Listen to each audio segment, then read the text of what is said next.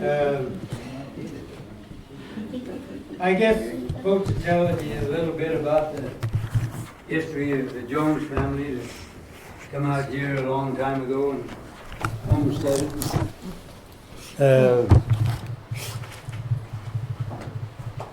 I got a kind of a selfish reason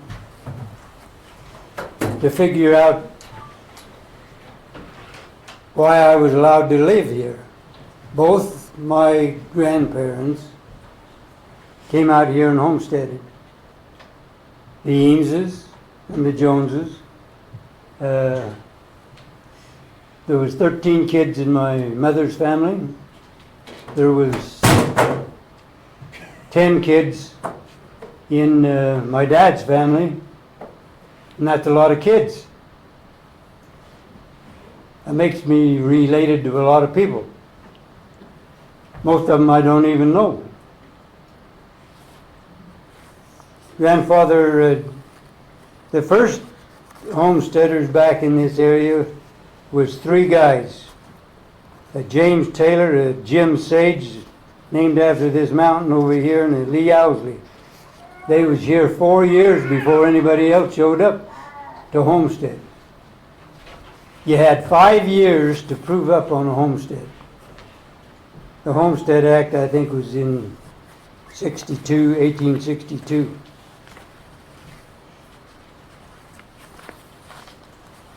And then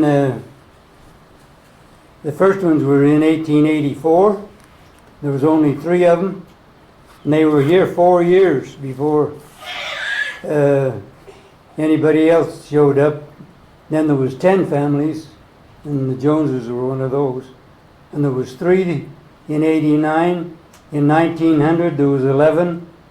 In 91 and 92 there was 13. And then it just kind of dwindled off. Leanne's got a few things to tell you here, so we might as well have her do that now.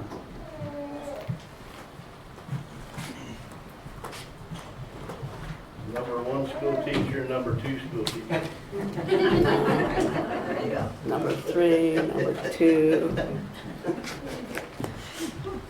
Grandpa Oscar was taught school. So I'm going to talk until my voice gives out, and then I'm done. So Dad asked me to talk about Mary Ann Nicholas Jones. She was born in 1862 in Willard, Utah. Her parents came across the plains from Ohio in 1852. They lived in a rock house. What else can I do for you? Leanne, Over there, there you go. right there. Stop. Just so that Could you you have possibly, Leanne, could you possibly click that little microphone that he's got on his? You're asking a lot now. Yeah, Whoa.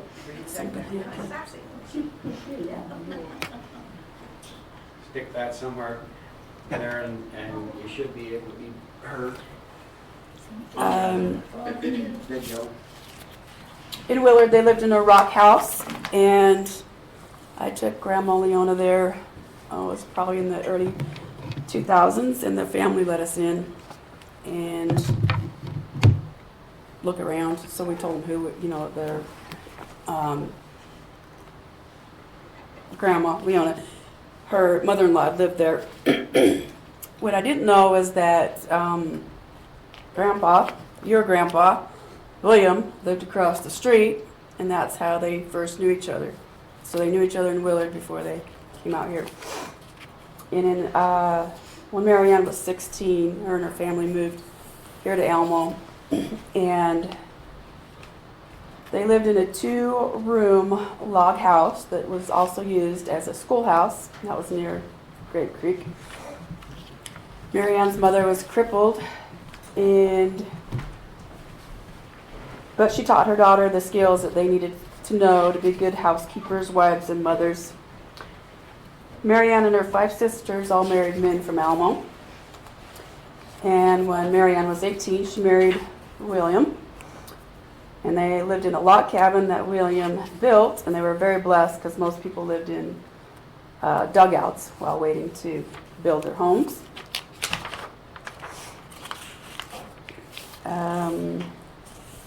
Mary Ann and William were devoted to each other all their lives, and she would wait for him to come home and greet him at the door, and she had meals ready for him and took care of him and helped with the ranch records and went places with him. And it says that, this is kind of the funny part, sometimes William would get teasing her, and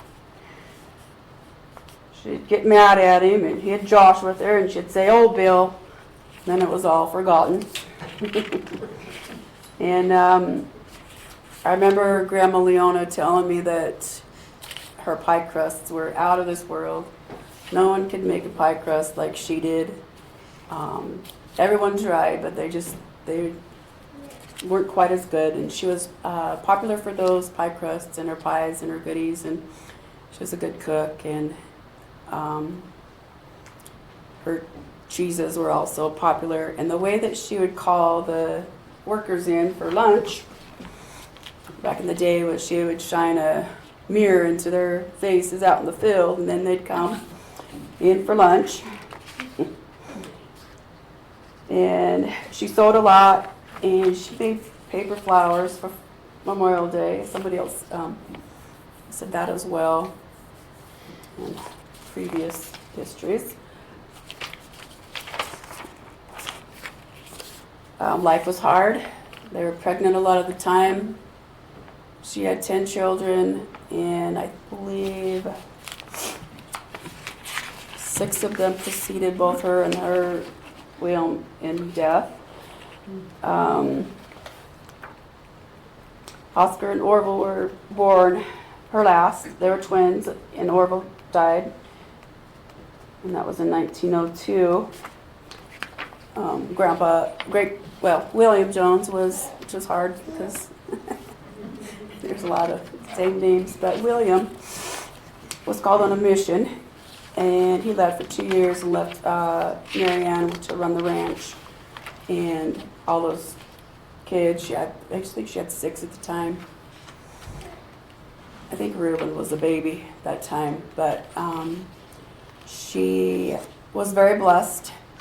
William went to Wells, where he was born and spent some of his life. But she was very blessed and had a little nest egg by the time he came back 2 years later. So she done really well with running the ranch and keeping things going. And education was very important to them, and they wanted their children to be educated. And so they made sure of that. And they went to school, neighboring towns, and received their education.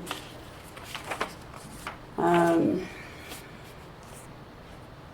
their home was open to many visitors and friends and family members, general authorities. And they lived a good life, and it was hard, but at the very end, this book that we have is called Hand in Hand, and it says that that a long, full life together, sharing 60 years of dreams, family work, sorrows, joys, and the gospel of Jesus Christ, they are always seen together in public places, seldom alone. And as the poet said, they walk down the road of life hand in hand. Where was their home located? Where did Grandma and Grandpa live? Where Michael and Michelle do? Down where Dick Jones lived. Okay. Oh, Did they build that brick house? They built that, right? yeah. Those numbers over there on the board, all of you is the number 1. You had 2 parents. Each of those parents had 2 parents. Each of those 4 had 2 parents. That's 8, 16, 32, 64, 128. And then it really goes from there. 100, 200, 400. It gets kind of complicated.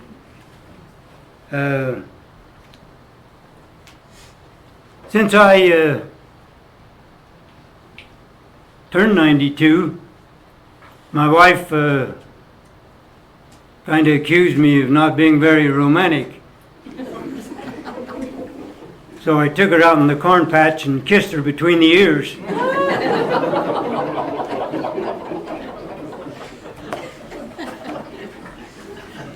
Well, the time we're talking about is a long time ago. When grandfather homesteaded, it was in the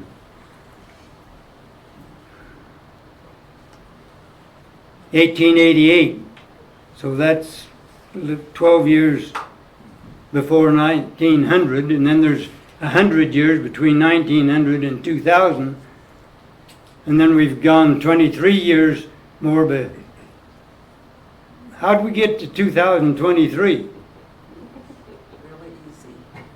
What? 2023 what? Who started keeping time? I guess that's when the Savior was supposed to be born or something, and so we've lived that long before, and then you go back so far, and then you go to BC. Not DC, BC.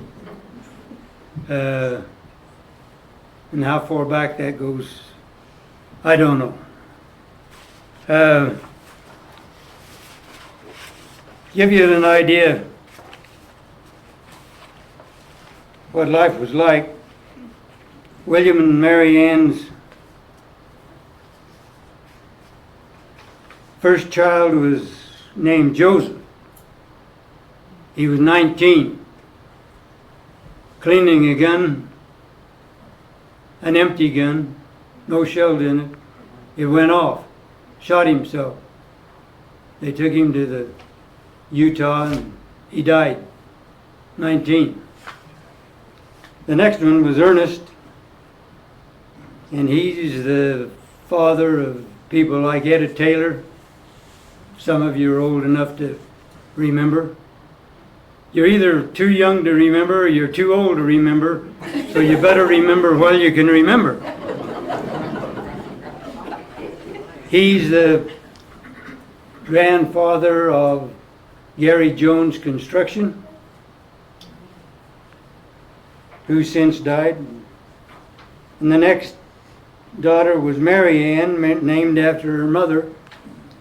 She died at about the age of 30. If you survived childbirth back in those days, you was lucky. And so was the child. And then the next one was Ida. Her first husband died and she married a Cahoon. The next one, it was Jess Jones. He got appendicitis and he had about 8 kids. When you got appendicitis back in those days, you died. He did. Left a wife, Florence Jones, who was my mother's sister, with 8 kids. She never remarried. And he's the grandfather of Glenn Jones and Brent Jones. It gets too complicated. And then the next one was Edward. He lived to the old age of 1 day and died. The next one was Reuben. How many are related to Reuben back here? Yeah. He lost his first wife and married several times after that.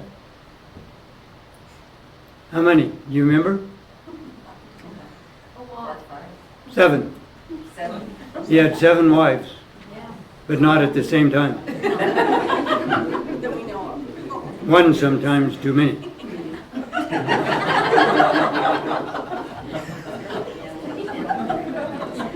And when Reuben was a baby, they called my grandfather William to go on a mission. I think she had 8 kids at home. And Reuben was a baby, and he left his wife and went to Wales on a mission for 2 years and left her with the ranch and a lot of responsibility and a lot of kids. Owen, which is Richard, and Gary Jones lives over here, relation. He was born after he came back, and so was my dad and his twin.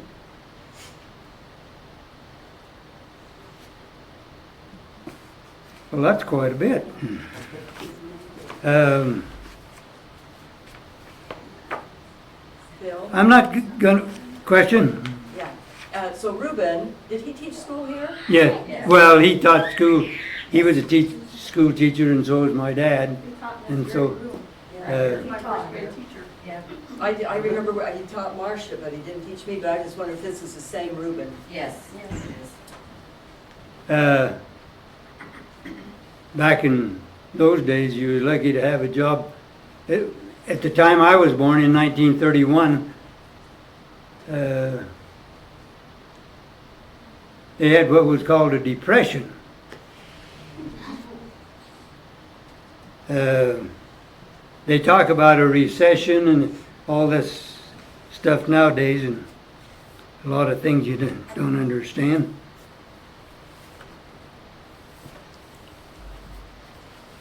I left my book home, that I had some things marked in. 232. The nickels. There's another thing. This book was called Hand in Hand, William Jones and Mary Ann Nichols. And whether it was Nichols or Nicholas, who cares? It was written by Deljean Bronson Garrett.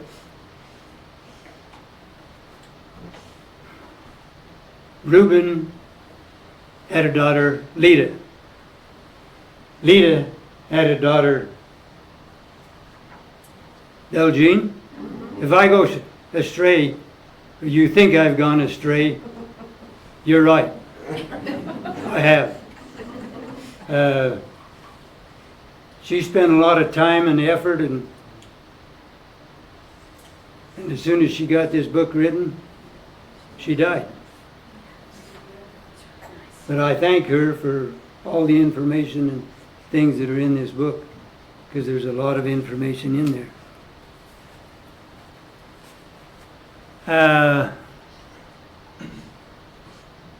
The men had a hard row to hoe, but I think it was the women that really had the hard part of homesteading.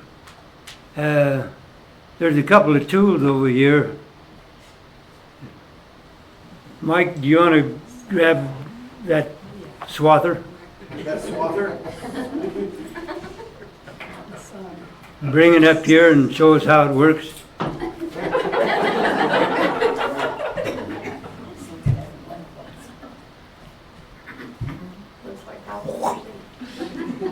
Or we could put it right around your neck. When you I got don't know if that's right or not.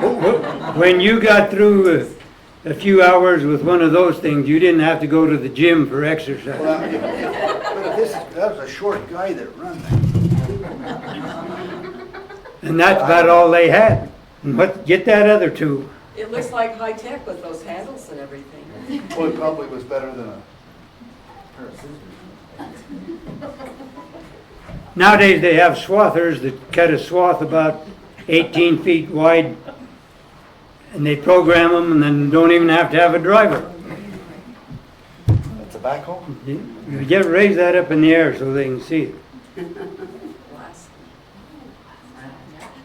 What'd you call that, Claire? Well, it's a grubbing hole or a pulaski. The guy by They the call name him a of Pulaski. Pulaski nowadays, don't they? The guy that They built it, yeah. invented it was Pulaski. And you didn't need to go to the gym after using one of those things either. It's got a axe on one side and a kind of a hoe on the other, and a lot of sagebrush come out of the ground with one of those.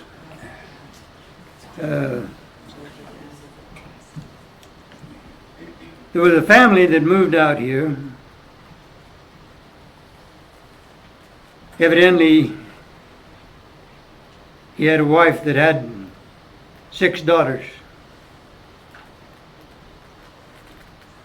I'd ought to be able to find the page where they were, but 232.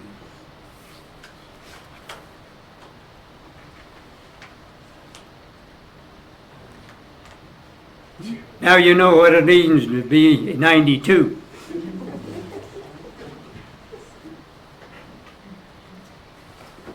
Aha! His name was Joseph Nicholas, and his own wife's name was Mary Allen.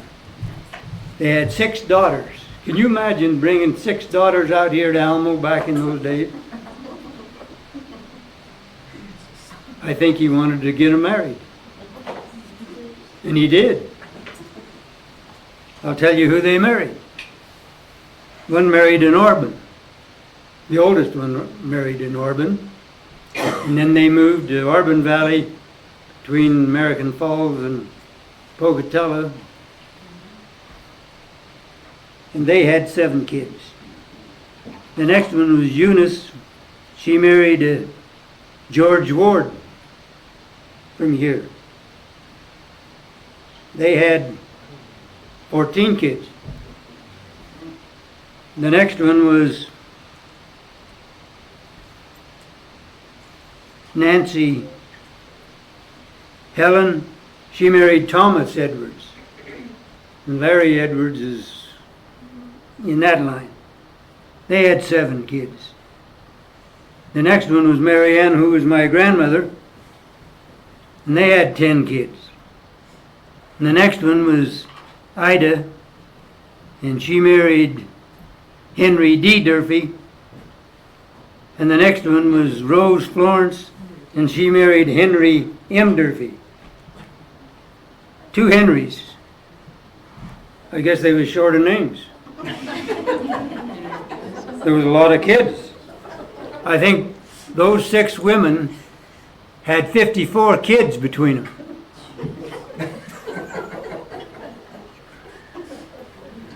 Can you imagine the dirty diapers back in those days? And you didn't throw them away in the garbage like they do nowadays. You washed them out by hand.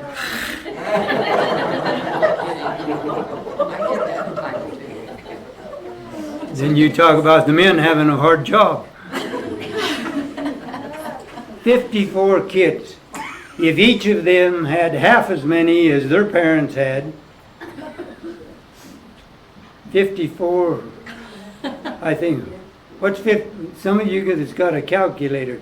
It was 54 kids, and half of, I think half of them was about 7.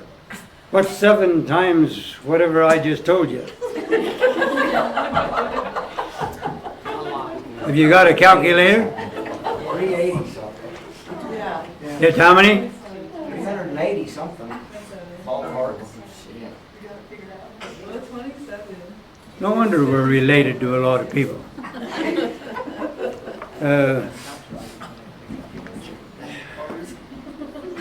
I was talking about those swathers that ate maybe more than that. Nowadays you can program them and turn them loose in the field and they'll just mow the crop on their own without a driver. Nowadays they're talking about driverless cars. Wait, I have a question. What was it like for you to have 10 or 9 like aunts and uncles? If that was the generation above? I probably can't hear you because I'm hard of hearing. So Okay. sometimes people don't even talk to me. Stand up. and I hear them just as well. You said that 10 of the kids that you just talked about, those were they your aunts and uncles, or like how did they relate to you? What was it like to have so many like family members, or did you know them?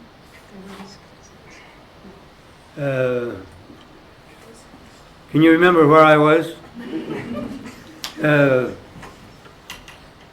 They talk about driverless cars. I was reading an article the other day that where two of these driverless cars run into each other, but nobody was hurt. Figure that one out. Takes a while sometimes. Back, I brought a box here. Bill, What? what she asked was, what was it like to have so many aunts and uncles? And cousins. And I don't know. I cousins? didn't know. I You knew a lot of them. Did you know them?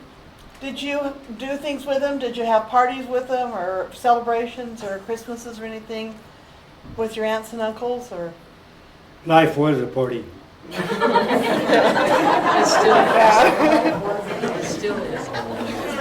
I guess the thing we ought to do nowadays is to go around acting like we're glad to be alive.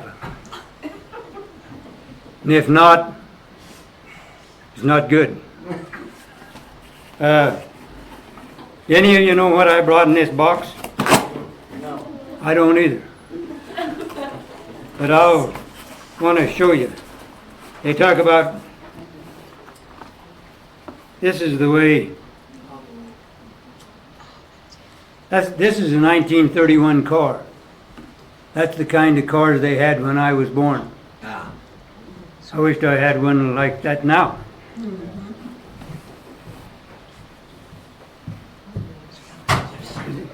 Whose book is that? Oh, is that mine? Yes. It's just like this one I got in my lap. Yeah, William Jones. That's my grandfather, that's not me yet. Let's see. That was a car. This was the pickup. This is 1925. How'd that get in there? And then they even started making them in colors instead of black. First cars were T's and A's. Henry Ford got to making them, and I imagine Grandpa Jones had one of the first ones that was here because he had a lot of sheep, he had a lot of cows, he had a lot of horses, he had a lot of property. And then 1930 came along. A depression. The banks just closed their door, and if you had any money, too bad.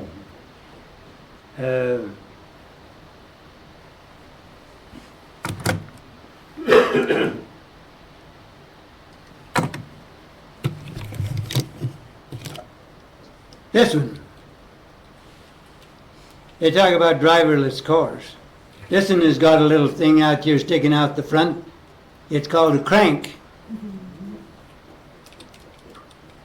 Back in those days, the gear shift didn't have park. It had neutral, reverse, and some gears in front. They were geared so high that if you come to a very steep hill, you turned around and backed up because reverse was lower than the other gear fronter. But the thing what I was getting to is the driverless cars. You parked them and you put it in gear. So if you put it in neutral, it'd run away all on its own, especially if the wind blew. So you come around here and you cranked it. And if you didn't break your arm or dislocate a shoulder, you were lucky, because sometimes they'd kick back.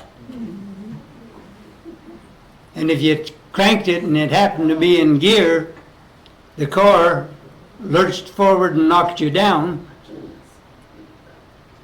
And if you was able to get up, you couldn't catch up to the thing because it was going on its own. And so they had driverless cars back in those days.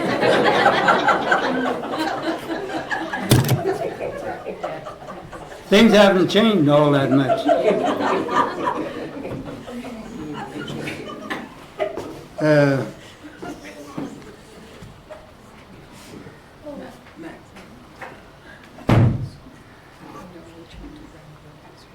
This Bill, book, Bill, yeah, do you remember riding in a Model T? Did you ride in a Model T? I'm sure. I remember riding in a Model T, and they had curtains on them. It was not windows, it was kind of canvas curtains. And Well, I thought they had curtains on there so they couldn't tell what was going on inside. well, they probably did.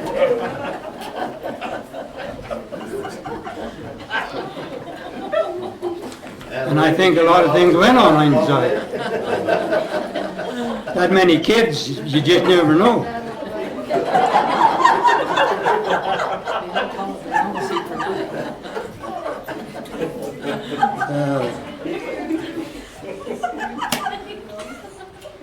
Where do we go from here?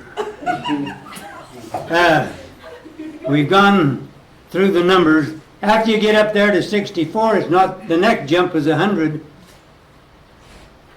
And then you come back down here to the 1 again, and then it's 200, 400, 800, 600, 3,200, and then it just, away she goes.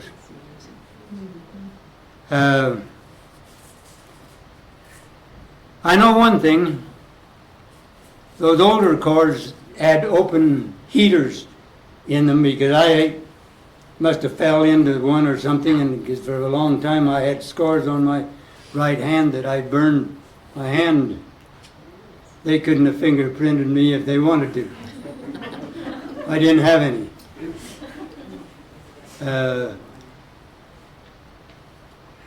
If Steve Durfee would have showed up and offered to sell a Model T owner 100,000 miles warranted tire, they'd have probably hung him to the first sagebrush.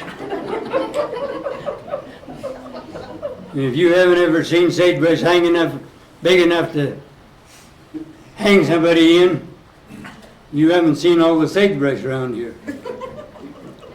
They used to say that when you went riding for cattle, you had one rider on a tall horse so he could look out over the top of the sagebrush, and a guy on a short horse so he could look inside the sagebrush. And then you couldn't find him.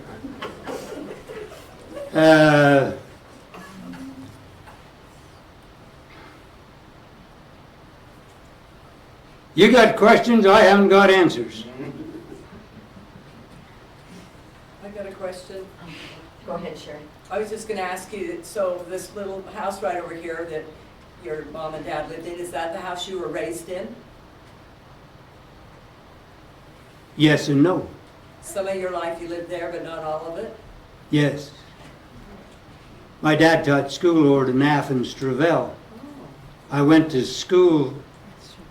There's a little building still over by the store in Naff, across the street, across from the dance hall where they used to have lots of dances. Oh, yeah. Yeah, they were supposed to dance, to fight. Sometimes the fights were better than the dance.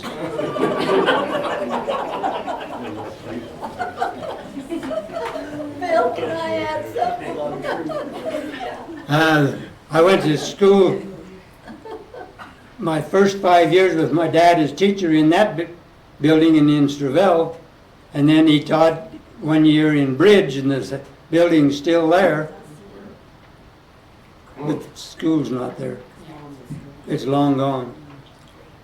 Frank Olson was the postmaster down there, and they had a post office in Bridge at one time. I think they moved the post office down here by the outpost. Out- It's either the outpost or the outhouse. And speaking of outhouses, they had here not too long ago, somebody said there's going to be a shortage of toilet paper. So there was a shortage of toilet paper. I didn't know, but they made toilet paper till I was about 12. Sears Roebuck, Montgomery Ward, and whoever was with him. Some of those pages was better than others.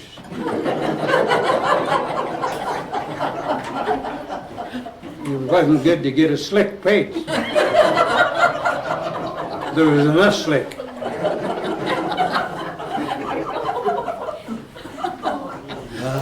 Let's see. Yeah, I went to school. I didn't finish the school at the age 6th grade. I came to Almo in the 7th grade. And that's 7th and 8th grade. And Etta Taylor was a teacher. And she was her dad was Ernest, was a brother to my dad. And then we went to high school, 2 years in Malta. Then they kicked us out of there, and we went 2 years. I went 2 years in Albion. And then I went to Albion Normal School for a couple of semesters and came home and helped cows.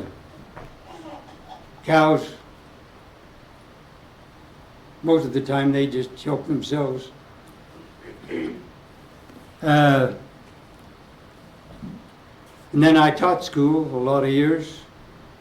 Then I've been retired for a lot of years and tired for quite a few.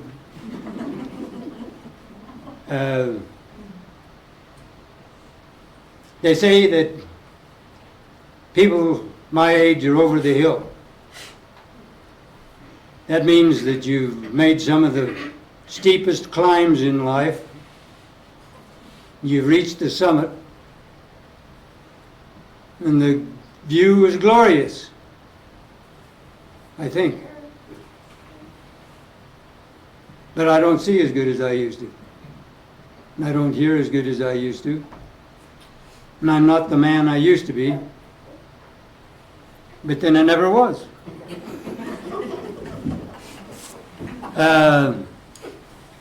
I don't know. Questions? My dad, yeah, he helped. Back in those days, he chased a lot of Mustangs and sell them. Paid for part of the house with Mustangs that he's gathered at.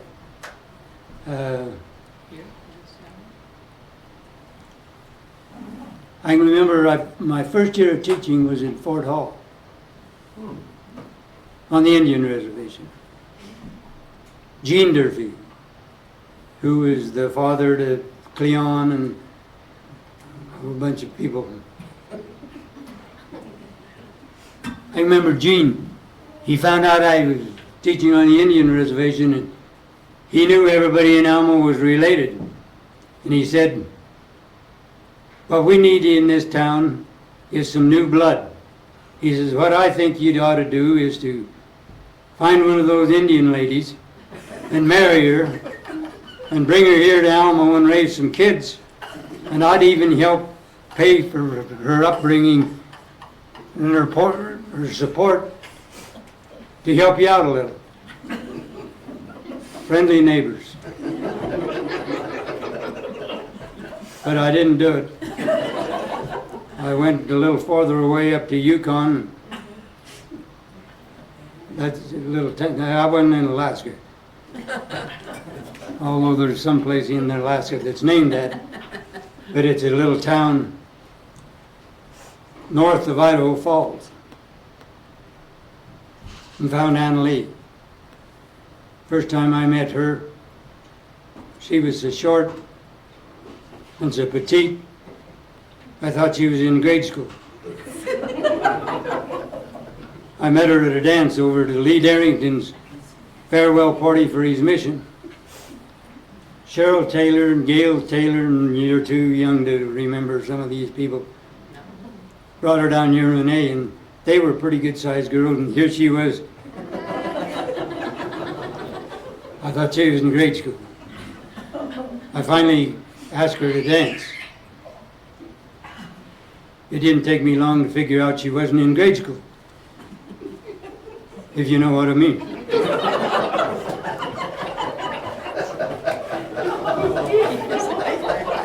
Some of you do.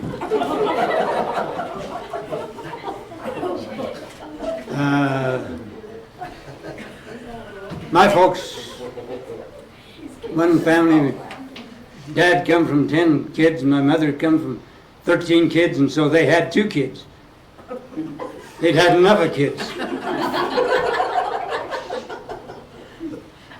My sister, I'd have been an only child that if it hadn't have been for my sister. She lived and passed away. But the women, man, if they survived childbirth and the child lived, they were lucky. They had grandfather helped the Green family come here. He helped pay their way to come here, and she was a midwife and probably delivered a whole bunch of us. Back then, you didn't have a doctor appointment. Transportation wasn't that good. Time you got a hold of the doctor, the main event was over. Or just beginning.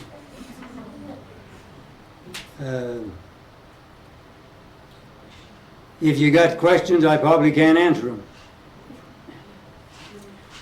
What was your favorite job, being a rancher or a teacher? When I was a teacher, it was the rancher, and when I was a rancher, it was the teacher.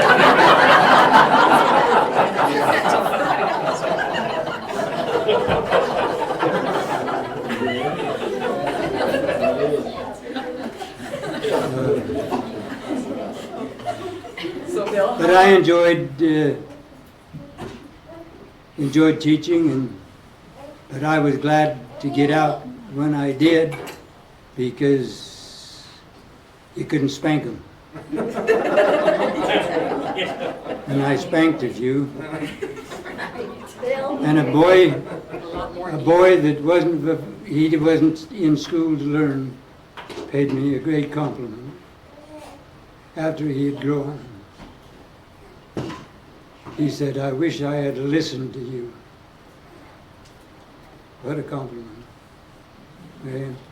My kids remember you get a hold of a desk and put your body straight out when you was a teacher. You had That was much a long time ago.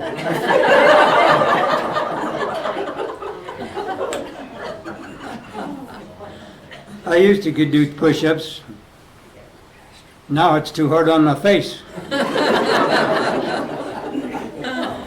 My nose sticks out too far.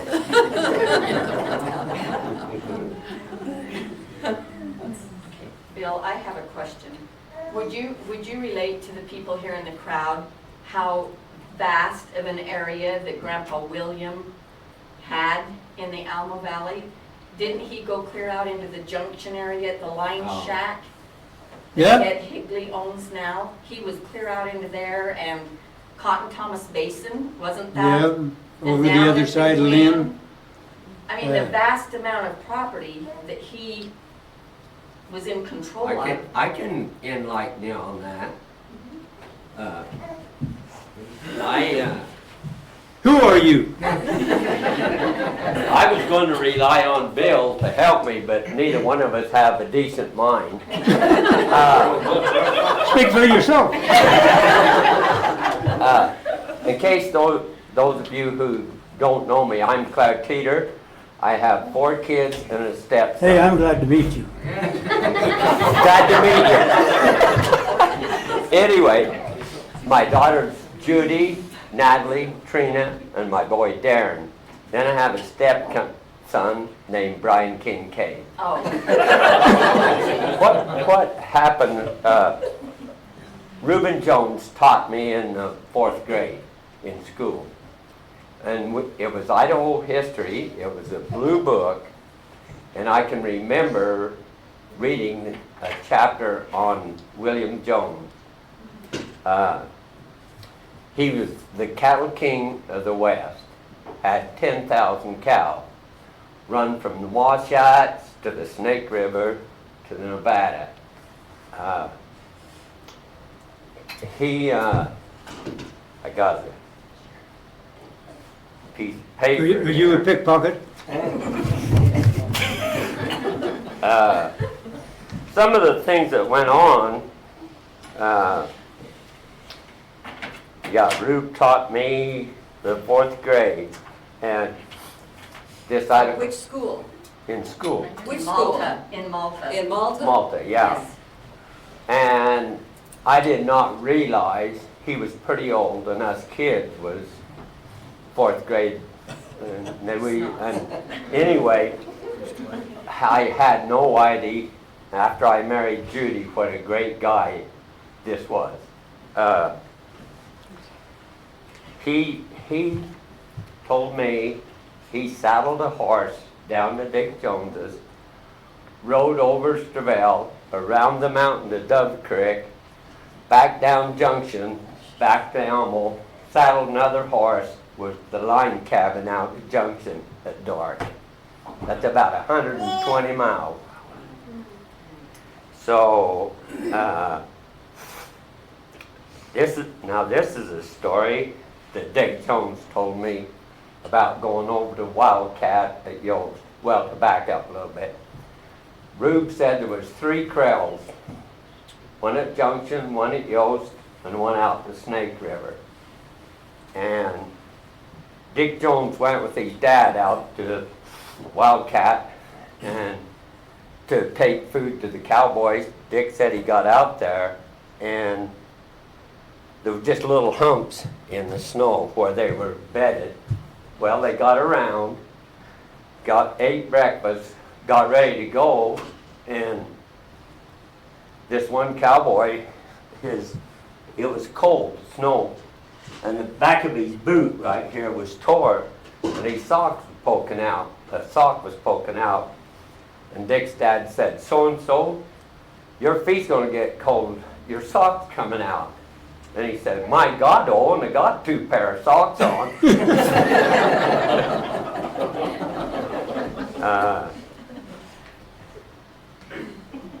Okay, this Rube was, outside of home they had a corral out there, and Rube and Ted King went out there to do the roping. They had 300 head of steers, and those boys, the helpers, would not get off the fence till both back legs and front legs was caught. I got that. That's pretty much what I just stuck with me. So that's You did learn something in school. I have a question, okay, you know, the Homestead Act only allowed you so many acres, how did he acquire so much? Oh, that was before the Homestead Act. So he was just out running on Yeah, open. what them old Okay, boys done, okay. and this was down in Utah and everywhere. Those down in Utah, and those guys were running 100,000 cows. Right, it's all open. Yeah. And what happened is when the Homestead Act come in, which actually, after that, Taylor Grazing, guy by the name of Taylor Grazing set it up. So, anyway, Okay, that's. Thanks, Claire. if anybody can find that book, I've looked. Well, I've Right. got a copy. I don't have the book, but I got the paper that they printed off the page that tells about The him in the Idaho Idaho history history book. Idaho history. Yeah, I've got a copy of the page. Yeah. He was very Remember successful. what I just told you?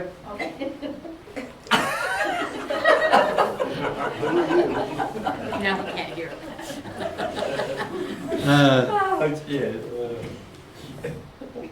Failure is never permanent. Success is never permanent. He had a lot of holdings, yeah. And it shows you how fast it can get away. When the 30s came, there was a story, Howard Brackenbury used to live next door to me, and the story is told about him during the 30s. They used to go hunting sage hens for something to do, a bunch of them. One day one asked Howard, he says, how come you never shoot? You point your rifle, your shotgun, but you never shoot. Howard says, oh, I can't afford shells, I just like to hunt with you guys. And that's about the way things were. Oh. I'm sorry, I had one other story about Rube. He said, him and, I don't know if it was Ted King or not, but they left here one morning and went to Cervelle, and him and this other guy, actually, they roped every cow, did I tell you? Not just rope, but come up from the opposite side, roped over, and caught both front feet, dallied up and rode the opposite way. That'd be something for these cowboys today to try. Every cow.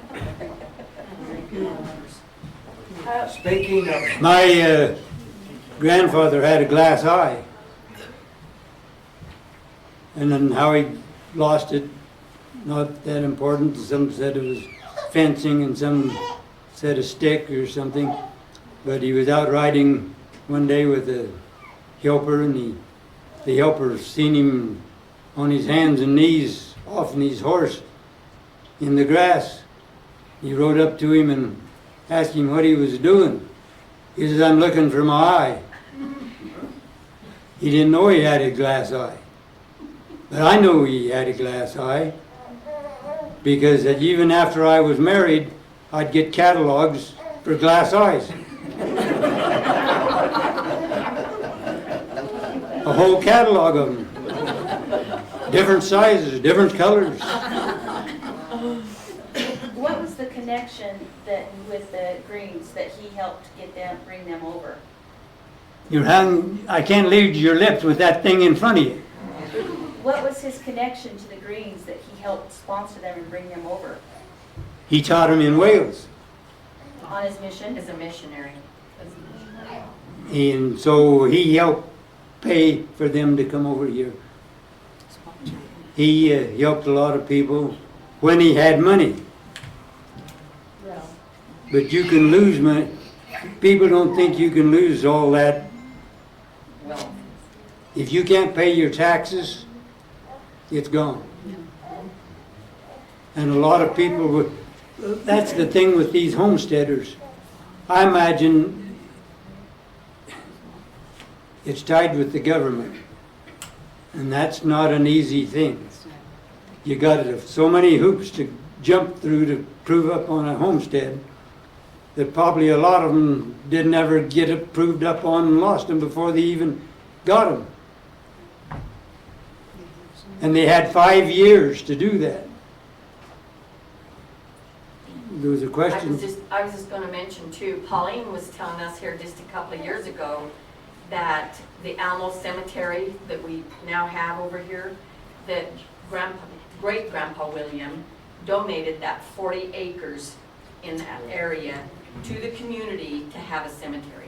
That was gifted to the community from Grandpa. Yeah, he owned a lot of that ground. It's over bigger there. than what it's fenced. We Right, just it planted the is. fence once, but it's big. And it even goes down. It even goes down into that weed, going down to into Yeah. Gary Jones's place. Well, anything that was related to his family And he gave that for you. come from him to start with. Well, and like the women filed on homesteads. Yeah, they was wondering, I think it was Mike wondering how many, because most of it was 160 acres. But you could file more than once, because they did. And they'd have their wives, maybe their kids. I don't know what all the requirements were, but this whole area. And another thing that I cuss deer, but I doubt if the homesteaders in Almo would have lasted if it hadn't have been for the deer to eat. Even after they had those party lines, somebody'd get on there and have the operator ring a number and a whole bunch of phones would be picked up. You didn't know how many people you were speaking to. They wanted to know what was going on. And if they didn't know what was going on, they made up what was going on. They'd get on the phone and say, we'll meet 2 o'clock Thursday afternoon and we'll go see if we can find that lost steer. So 3 or 4 of them would show up with their rifles and they'd go kill a deer. No electricity. How long does a deer last in the summertime with no electricity? Not very long. So you kill a deer, It's just one meal. quarter here and a quarter there and a quarter here and a quarter there, and that's 4 quarters. That's the whole thing. The whole dollar's worth. They shared. And if they hadn't have done, they wouldn't have lasted.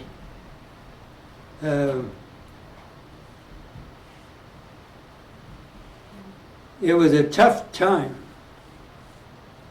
Nowadays, I think we got too many buttons to push. You push the wrong button, and the television goes off. It's a disaster. Sometimes you feel like shooting the screen with a shotgun. Especially when you can't get the jazz game.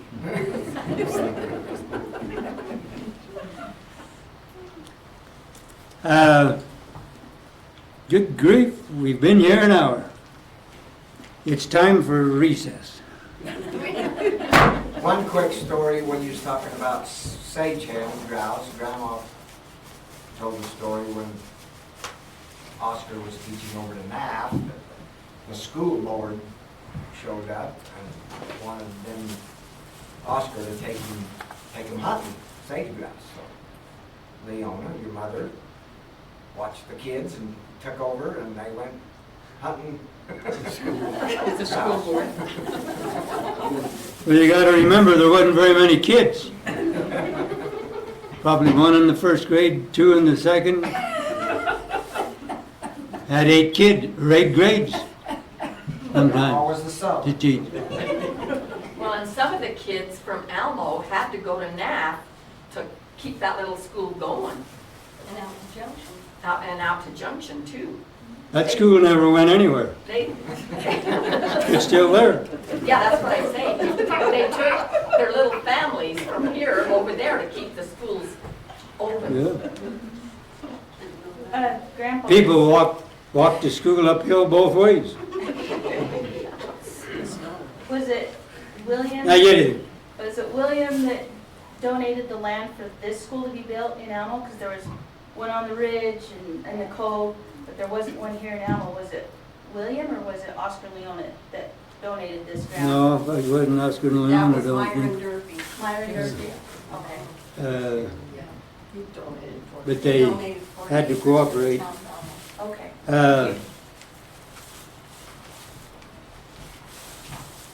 Rod and Leanne, would you come up here? I got some handouts. And you can do with them what you want. But I didn't know what to call these things. And I gave one to to a guy that I didn't know. And he says, "Is this a love letter?" And I didn't know what to tell him. But I decided that's what they are. I love to write these things down. I love to give them to people that might enjoy them. So for a better terminology, I'll give one to a family, because I'm going to save some to give to people I don't know, which is about everybody. I know more people dead than I do alive. So Bill, how long did you teach in Fort Hall? 1 year. Just 1 year? And then did you come to Alamo from there? No, Where I else went did to you teach? City of Pocatello and taught 3 more years. I taught in a school, and they built a new school, and the principal wanted me to go to the new school with him, so I taught 4 years in Pocatello before I came down, back down. Oh, and another thing, I had a relative from Salt Lake stopped by a few years ago, and I was complaining that it hadn't rained for a long time. And she says, "Why do you still live here?" She had me. I said, "I like it here." She said, "Quit complaining." I didn't get any sympathy for her. Another time, she stopped by. I was complaining. You'd think I was a complainer. I was complaining about we'd lost quite a few calves that year because of sickness and the dreaded scours. They ought to make diapers for scouring calves. Throwaway diapers. And she said, let's see. He says, "If you didn't have them, you couldn't lose them." I didn't get any sympathy out of her at all. So I might as well quit complaining. Well, we've been long enough. Let's go home. Thank you.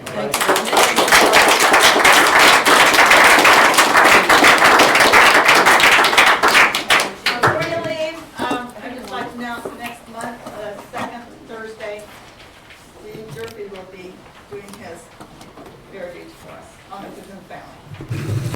So everybody knows, this is the 6th generation from William Jones. Oh, yeah.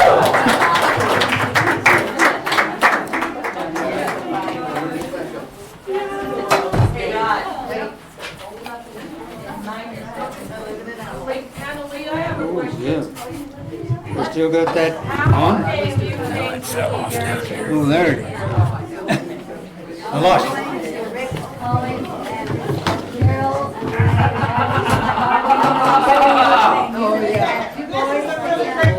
The old joints ain't what they used to be. Hey, wait, this is a great story. Stand up, tell us. Okay. They wanted to know how I met Bill. Anyway, I was going to Rick's College, and Cheryl Taylor and Renee Eames, I didn't hardly know them. I didn't room with them. I didn't hardly know them. They invited me to come to Alma with them. They said there's a couple of dances. One was over to Elbow Lee Darrington's, and the other was at NAF the next night. They said we have 2 guys picked out for you. One was Bill Jones, one was Earl Barker. Oh, my goodness. Did I win or lose? And they only danced one dance with you. They sit you down. They never danced more than one dance. But that's fine. I thought that was the strangest thing I'd ever heard of. Anyway, one dance was Bill, and the next dance was Real, back and forth and back and forth. Well, Real didn't go over to NAF. He was getting ready to go on a mission. And anyway, so we rode with Bill and Joe Durfee over there, Cheryl and Renee, and I think it was Jerry. Yeah, Jerry went with us over to NAF, and then it was the same thing. One danced with Bill, one that he'd go get somebody else. Then we went back and forth, and then he said, "Can I take you home?" And so I sat up in front of him. And, yeah. The rest is history. And that's where the curtains came in.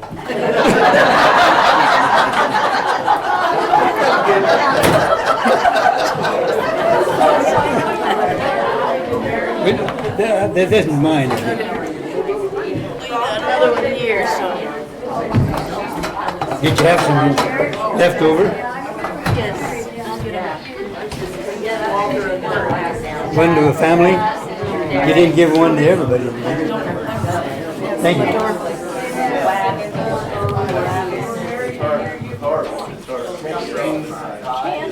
I wonder if you guys might want this.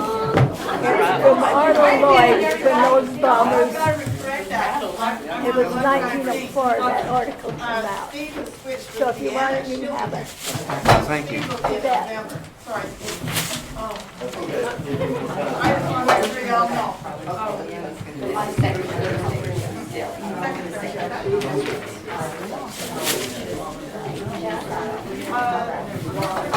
But this one,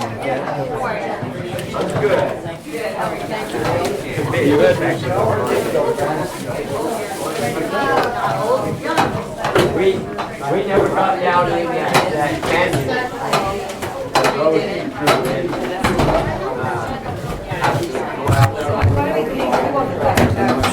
Shut this off.